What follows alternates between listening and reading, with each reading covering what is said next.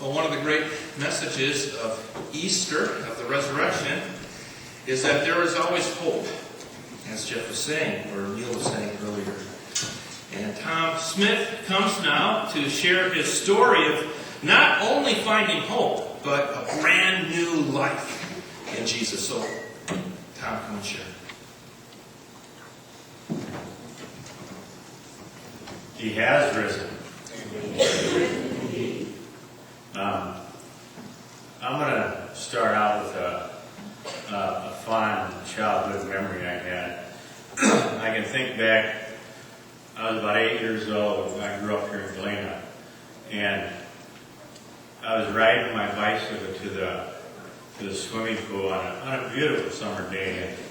And I was thinking how wonderful life was because I wasn't filled with guilt and remorse. It was just, well, I can relate to it today. But I have lived 2 lives here on earth, and I'm going to share some of how bad life can get and how good a life can get. And my life changed overnight. I'm a recovering alcoholic, drug addict, addicted to gambling. And I struggled with this for years. I started probably on a regular drinking when I was about 15 years old, and it created problems immediately. But I tell you, it was my new God. It gave me courage. It gave me everything that I was lacking. I could talk to the girls. I loved it. But I just kept getting in trouble. I started going to jail when I was 16, and by the time I was 17, I joined the Army, thinking that this would make a man out of me and straighten me out. And immediately when I got overseas, I started doing drugs, and hard drugs. I didn't even know what they were, but everybody was doing them, and I jumped right on the bandwagon. I remember, all this from my mother, just the worst horror that you could ever think of. And this is how sick my mind got. I was shooting heroin, and I had quit drinking. And I wrote home to my mother saying I had quit drinking. And I remember that Christmas Day shooting heroin. And this just went on and on. I got out of the service, and I just give you the things that I've been through 20 treatment centers. I've been in 3 mental wards. I spent 3.5 years in jail. And when I started out, drinking was just it was my life. I thought you had to drink or do drugs to have any joy in life. And this went on and on and on. And, I wasn't having fun anymore. It got so bad. I would sleep in laundromats. I would, at the end of my drinking, I lived in an abandoned car in Longmont, Colorado, weighed 120 pounds. I stole food, I panhandled. And, I didn't plan on life being like this. And I couldn't quit. And it just went on and on and on. And, well, something that happened when I was a drug user, when I was overseas, is I got hepatitis C. And I didn't know that at first. I've been told a few times, that I was going to die. And God has given me many lives, it seems like. And anyhow, I didn't know that at first. At first they told me I had cirrhosis of the liver, and most of my liver was, because it got to the point when I drink, my liver would start shutting down, and I would turn yellow and end up in the hospital. And so I didn't want to die. So I was able to stop drinking, but continued to do drugs and gambling, and life seemed to get better because I wasn't going to jail all the time. I was more able to, I wasn't really more able to control it. This all is due to a void I had in my life. Always trying to fill it. And I always had this emptiness. And I went on for a long time. Well, let me share something. When I was at the end of one of my treatment centers, but I wasn't able to get sober at that time, I went to a church down in Freeport, a Bible church. And I was raised in a church, and my mother made me go, and I didn't believe in God. And I just assumed been home watching the cartoons or TV. And when I was old enough, she couldn't make me go anymore. I didn't go. And I had no faith in God. And when I became an alcoholic, it took all my morals away. You know, I did things.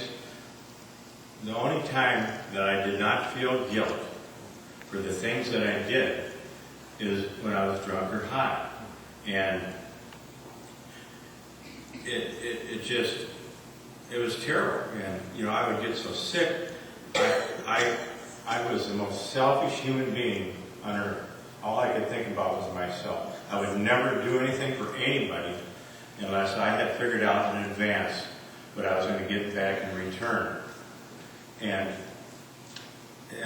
what a selfish... Alcohol and drugs was my God. And I served him faithfully no matter what I went through. And anyhow, when I was at that church, I seen something different, and that what I had grew up in, and that never left my mind. But when I got out of the treatment center, I went back to drugging and drinking, and so, well, when I quit drinking, like I said, I did all the drugs and stuff, and I made it a few years. I was able to start a business, and I was able to afford, I thought, at first, the drugs and the gambling. The last time I gambled, I was playing blackjack for $500 a hand, and I thought for sure I was going to have a heart attack because the stress was so intense. And I think back at how disgusting things were when I drank. I remember being at a party, on a New Year's Eve party, and getting up, and there was people passed out. There was no alcohol then. So I went around drinking the drinks that had cigarette butts in them. That's how desperate I was. And it just, I couldn't get out of it. So, like I said, things got better, I thought, when I didn't drink anymore. And then after a period of time, the emptiness was overwhelming me. And the drugs and the gambling wasn't doing it. And my drug of choice was alcohol. And I knew that I was going to drink again. And I knew I'd die. And the treatment centers told me I was untreatable. Yeah, after 20 treatment centers, I can understand why. I remember a psychiatrist down in Knoxville telling me it would take 25 years to treat my mental illnesses. And I did.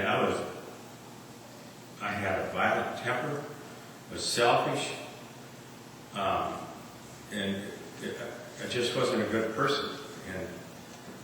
And I didn't know what to do. I had been in an AA program off and on, but I could never get it.